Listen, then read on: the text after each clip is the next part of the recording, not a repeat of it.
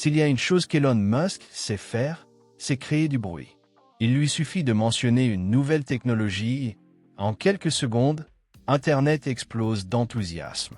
C'est exactement ce qui s'est produit lorsque des rumeurs ont fait surface à propos d'une batterie au sodium capable de se recharger en seulement 5 minutes.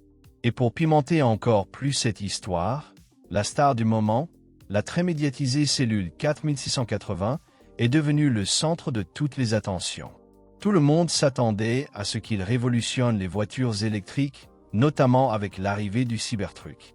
Mais ce qui est curieux, c'est que jusqu'à présent, ces cellules n'ont pas encore atteint le modèle 3 ou le modèle I.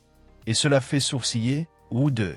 Si c'était vraiment le saut que Tesla voulait franchir, pourquoi alors ces batteries ne roulaient-elles pas dans les rues des modèles les plus vendus de la marque? Elon Musk lui-même a admis que, bien que prometteur, le 4680 n'est pas la technologie la plus avancée. Et soyons honnêtes, lorsque le patron de Tesla baisse le ton, c'est parce qu'il se passe plus de choses en coulisses que ce que le marketing laisse entendre. Le battage médiatique est toujours plus grand que la livraison initiale. Ce n'est pas une nouveauté dans le monde de la technologie. Mais dans le cas des batteries, la différence entre les attentes et la réalité affecte des milliards d'investissements et l'avenir de toute une industrie. Bien sûr, le 4680 a ses mérites. Il promet plus d'autonomie, une structure renforcée et un coût par cellule potentiellement inférieur. Mais une promesse ne vaut que ce qu'elle tient, et jusqu'à présent, les performances pratiques sont encore en cours de peaufinage. Le processus de fabrication à grande échelle, par exemple, reste un obstacle. Même avec les méga-usines Tesla en activité, atteindre le rythme idéal sans compromettre la qualité s'est avéré plus compliqué que beaucoup ne l'imaginaient. Et cela retarde non seulement les lancements, mais aussi la confiance du marché elle-même. Pendant ce temps, Tesla elle-même étudie d'autres possibilités, comme si elle savait déjà que le 4680 n'était peut-être qu'une étape, et non le sommet de l'échelle. La mention par Elon Musk de la batterie au sodium à charge ultra rapide a fait sonner l'alarme. Sommes-nous sur le point de voir un autre changement de donne? Ou est-ce juste un autre coup de pub? Le fait est que lorsque le PDG lui-même laisse entendre qu'il y a quelque chose de plus prometteur à l'horizon, cela change complètement la perspective. Parce que, sur ce marché, ceux qui dorment au travail sont dépassés. Mais il ne faut pas le nier, le marketing autour du 4680 a été si puissant qu'il a créé un effet de contagion. D'autres fabricants ont commencé à explorer des formes cylindriques similaires, et même les startups de batteries ont sauté dans le train en marche en essayant d'imiter le modèle. La vérité, cependant, est que tout le monde n'a pas la structure de Tesla pour jouer avec l'innovation à l'échelle industrielle. Et tandis que le 4680 peine à décoller, d'autres technologies gagnent du terrain silencieusement, mais régulièrement. L'un d'entre eux est précisément le sodium. Le public commence à se rendre compte que Tesla prépare peut-être quelque chose de plus grand et que le 4680 n'est qu'un tremplin. Cette perception est renforcée par l'absence stratégique de ces batteries dans les voitures les plus vendues de la marque. Et entre nous, si la batterie était si révolutionnaire, le modèle Y aurait surfé sur cette vague depuis longtemps. Ce que nous voyons, cependant, c'est une entreprise prudente qui teste ses limites, mesure son impact et prépare le terrain pour quelque chose de plus audacieux. Quelque chose qui peut vraiment briser les paradigmes. Alors que les projecteurs étaient braqués sur l'éclat des batteries au lithium, le sodium se développait en coulisses, prenant forme loin du glamour. Ce qui était auparavant considéré comme une solution secondaire commence désormais à être perçu sous un jour différent. CATL, le plus grand fabricant de batteries au monde, n'a pas lancé un prototype, mais un véritable produit.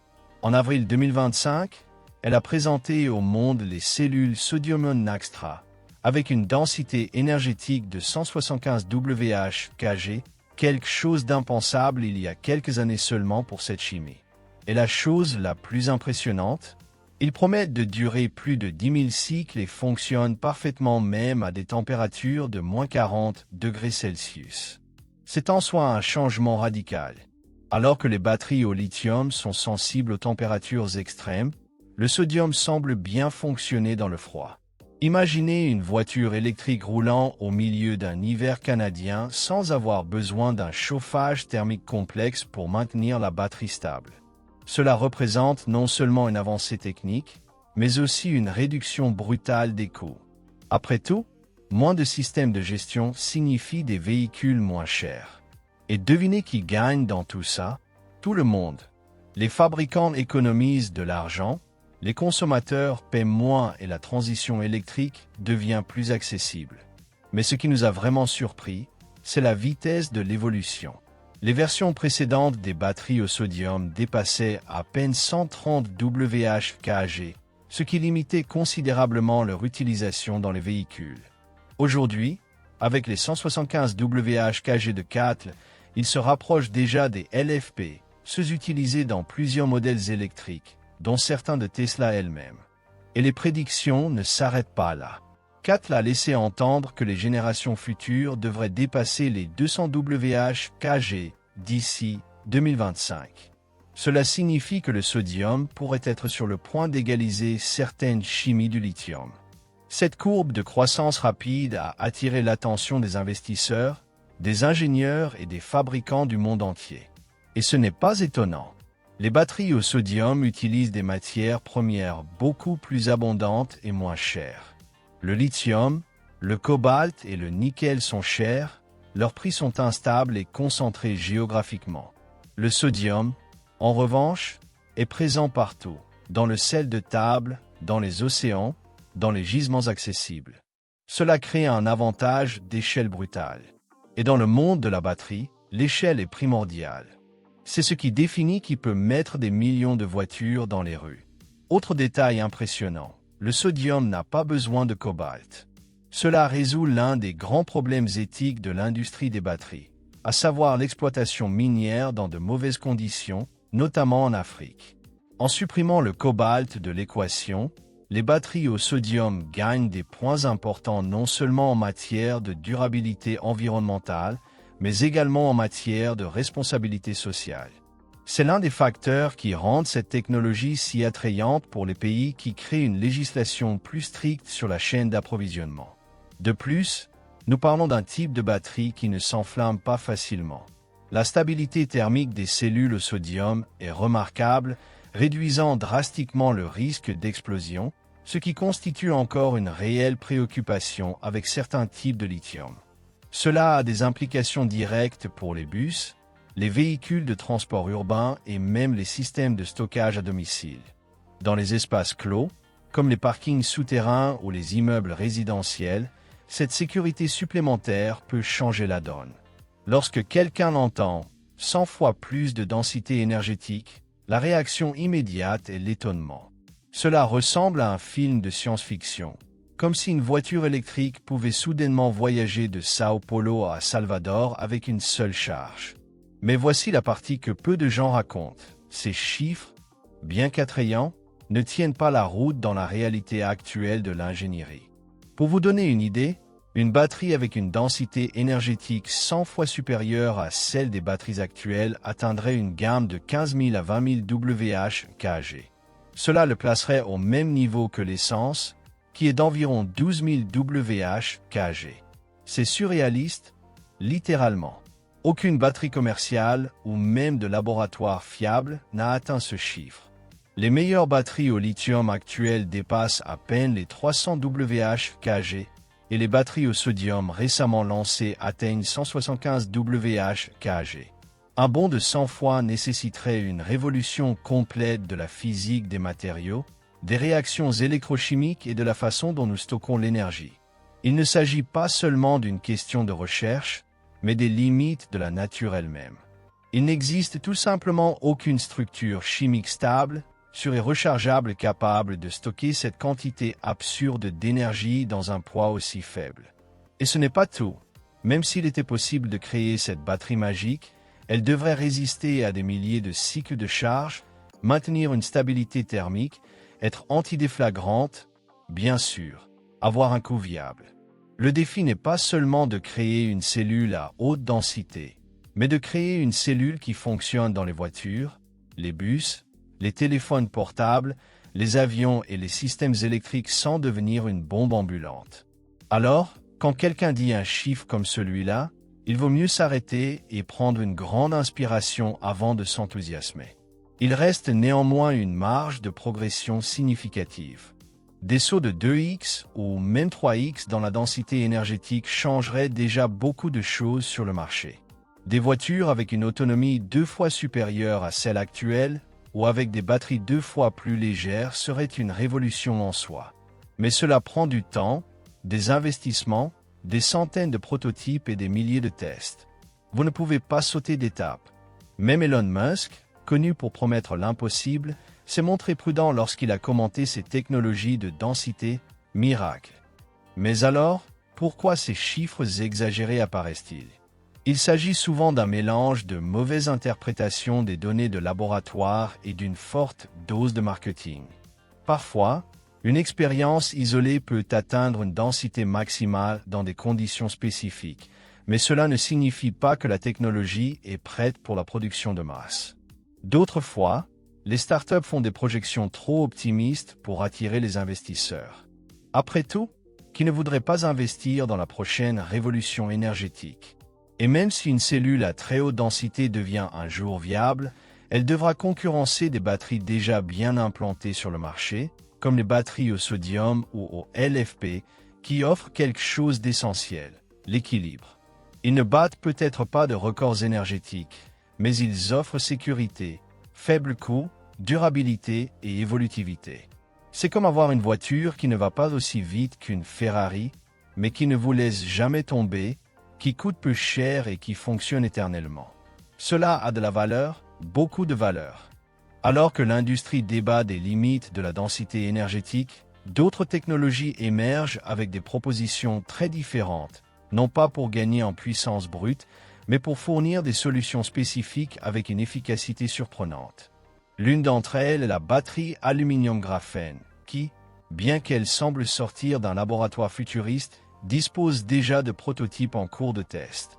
Ce qui ressort ici n'est pas seulement la densité énergétique, qui varie entre 2 cents et 3 cents Wh/kg, mais la vitesse de charge. Dans certaines expériences, il a été possible de le recharger complètement en moins de 10 minutes. Et le plus incroyable, il chauffe à peine.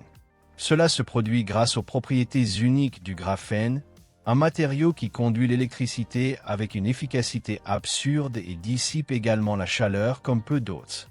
Et l'aluminium, en plus d'être léger, est beaucoup moins cher et plus abondant que le lithium. Le problème? Faites évoluer cette technologie. La production de masse est toujours confrontée à de sérieux défis, tels que le contrôle des sous-produits chimiques de l'anode en aluminium et la difficulté de maintenir la stabilité du graphène à grande échelle. Mais si ces obstacles sont surmontés, cette batterie pourrait être parfaite pour ceux qui recherchent la vitesse et la légèreté, deux éléments cruciaux dans les voitures de sport électriques et les drones. Par exemple, de l'autre côté du spectre, nous avons une technologie avec une proposition presque opposée. La batterie Ferrer, développée par Form Energy. Celui-ci n'est pas pour ceux qui veulent courir, mais pour ceux qui veulent durer.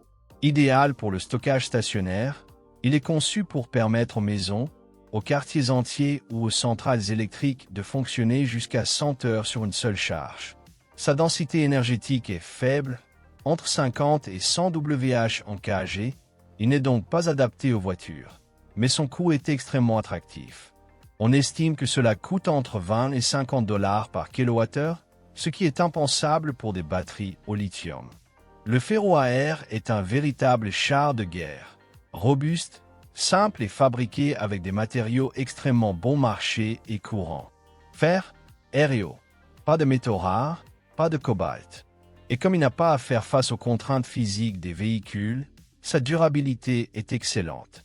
Il y a plus de 10 000 cycles d'utilisation, ce qui garantit des décennies de fonctionnement. Form Energy met déjà en œuvre des projets pilotes et promet qu'à partir de 2026, elle commencera la commercialisation à grande échelle. C'est l'une de ces technologies silencieuses que personne ne remarque, mais qui pourrait transformer le système énergétique mondial. Un autre modèle qui brille déjà dans le monde réel est la batterie BLAD de BYD. Basé sur le LFP, le célèbre phosphate de fer et de lithium, il utilise une conception différente avec des cellules en forme de lame. Ce format permet un meilleur compactage, une répartition plus uniforme de la chaleur et une sécurité beaucoup plus grande. Lors des tests, il a même résisté à des perforations de clous sans prendre feu, ce qui est un véritable exploit. Bien que sa densité énergétique soit d'environ 160 Wh/kg, le résultat global le rend idéal pour les voitures électriques urbaines, avec une autonomie décente et un faible risque d'incendie. BYD utilise déjà cette batterie dans des véhicules qui circulent dans le monde entier et la fournit également à d'autres constructeurs automobiles. Qu'est-ce que cela montre? Parfois, il n'est pas nécessaire de réinventer la roue, il suffit de repenser le format et l'utilisation de la chimie déjà existante. Et dans ce cas, le résultat a été si bon que Blade Battery est devenu une référence en matière de sécurité. Ce n'est peut-être pas le plus puissant, mais c'est l'un des plus fiables, et c'est important, surtout lorsqu'il s'agit de voitures familiales. Si les batteries au sodium attirent déjà l'attention en raison de leur faible coût et de leur résistance au froid, imaginez quand les scientifiques décideront d'ajouter du métal liquide à l'équation. Cela ressemble à un film, mais c'est exactement ce qui est étudié avec les alliages sodium-potassium.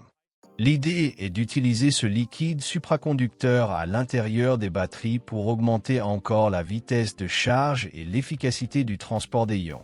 En théorie, cela pourrait permettre de charger une batterie presque aussi rapidement que de remplir un réservoir d'essence et sans la surchauffe qui affecte d'autres produits chimiques. Le secret réside dans la conductivité. Le sodium-potassium, à l'état liquide, possède une conductivité ionique très élevée. Il permet à la charge de se déplacer presque sans résistance, réduisant ainsi considérablement le temps nécessaire au transfert d'énergie. Mais tout n'est pas rose. Ce liquide est également extrêmement volatile. Au moindre contact avec l'air ou l'eau, il réagit de manière explosive. Cela oblige les ingénieurs à développer des systèmes de confinement très sophistiqués. Joints hermétiques, utilisation de gaz inertes, matériaux spéciaux, autrement dit, des coûts encore prohibitifs pour une utilisation commerciale. Ces projets restent encore confinés à des laboratoires et centres de recherche de pointe, mais le concept est prometteur. Si les défis sont surmontés, et c'est un grand « si », nous pourrions voir émerger un nouveau type de batterie qui combine le meilleur des deux mondes, la sécurité et la durabilité du sodium avec l'agilité du potassium liquide. Mais pour l'instant, nous parlons de technologie pour les prototypes ou les applications spatiales, où le budget est moins important que les performances extrêmes. Pourtant, l'existence de cette recherche en dit déjà long. Cela montre que le sodium n'est plus une solution bon marché et simple, et qu'il commence également à occuper une place aux frontières de l'innovation énergétique. Les scientifiques misent beaucoup sur la polyvalence de l'élément, testant tout, depuis les compositions hybrides avec des électrodes en céramique jusqu'aux moyens d'encapsuler des métaux liquides dans des microcapsules qui se referment automatiquement en cas de fissure. Cela ressemble à de la fiction, peut-être, mais c'est ainsi que le lithium a commencé, avec des idées folles, testées en silence. Et il est curieux de penser que cette même réactivité extrême qui fait du sodium-potassium un risque nous fait également regarder avec plus d'affection les batteries au sodium conventionnelles. Comparées aux alliages liquides, les cellules au sodium solides semblent aussi sûres qu'un verre d'eau. Cette comparaison favorise encore davantage l'adoption de la version standard à grande échelle. Et c'est exactement ce qui se passe, tandis que le « cousin dangereux » attire l'attention dans les laboratoires, le sodium traditionnel gagne des parts de marché dans le monde réel. Avec autant de laboratoires testant les extrêmes et de prototypes exotiques faisant les gros titres, il est facile d'oublier que les batteries au sodium sont déjà utilisées dans la pratique. Et ce n'est pas dans un garage expérimental caché, mais dans les rues des villes chinoises, dans des bus électriques qui circulent quotidiennement, transportant des milliers de personnes. Oui, le sodium n'est plus une promesse et est devenu une réalité. Avec une production de masse menée par des géants comme CATL, ces batteries ont commencé à se répandre dans des applications qui nécessitent robustesse, sécurité et coût abordable. Et elles se portent très bien, Merci beaucoup. En pratique, ils se sont avérés parfaits pour les véhicules qui effectuent des trajets courts, avec des arrêts fréquents et dans des climats variés. Les bus électriques, par exemple, ne nécessitent pas une autonomie absurde, mais ils ont besoin d'une fiabilité thermique, d'une longue durée de vie et d'un entretien peu coûteux. Les batteries au sodium, avec leurs plus de 10 000 cycles et leur fonctionnement stable jusqu'à -40°C, sont pratiquement faites sur mesure pour cela. Et le détail qui attire le plus l'attention, tout cela sans utiliser de lithium, une ressource qui montre déjà des signes de tension dans la chaîne d'approvisionnement mondiale. Mais ce ne sont pas seulement les bus qui profitent de cette vague. Les systèmes de stockage à domicile, les flottes de livraison, les motos électriques et même les scooters commencent à adopter le sodium comme une alternative viable et intelligente. La raison est simple. Pour ces véhicules, l'autonomie n'a pas besoin de dépasser 2 cents à 300 km et le coût est beaucoup plus sensible. Grâce au sodium, les fabricants peuvent maintenir un prix compétitif sans sacrifier la durabilité. C'est le genre d'équilibre que les consommateurs de tous les jours apprécient et qui pourrait devenir la nouvelle norme pour les véhicules électriques d'entrée de gamme.